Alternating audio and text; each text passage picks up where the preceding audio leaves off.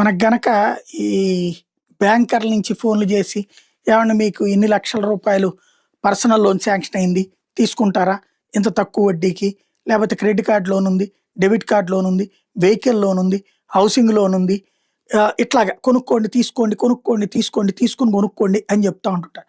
పదే పదే చెప్తున్నప్పుడు గబక్కన ఏదో ఒక క్షణంలో టెంప్ట్ అయిపోతే అప్పుల పాలైపోతున్నాం.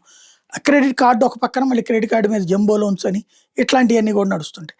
ఇయన్నీ ఒక ఎత్తయితే, అలాంటి ఊరించేటటువంటి టెంప్టేషన్‌తో చైనా పాకిస్తాన్‌ని ముంచేసింది. చైనా దగ్గర అప్పులు తీసుకున్నటువంటి దేశాల్లో అతిపెద్ద అప్పు ఉన్నటువంటి దేశం ఏంటంటే పాకిస్తాన్. $26.6 బిలియన్ పాకిస్తాన్ చైనాకి చెల్లించాలట. ఆ తర్వాత అంగోలా $21 బిలియన్. ఆ తర్వాత శ్రీలంక $8.9 బిలియన్.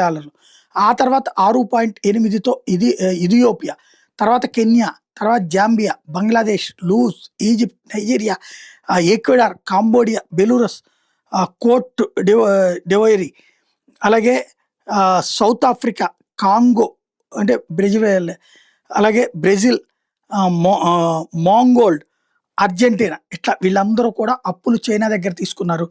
చైనా వాళ్ళ మీద ఒక రకమైన పరోక్ష ఆధిపత్యాన్ని చెలాయిస్తుంది.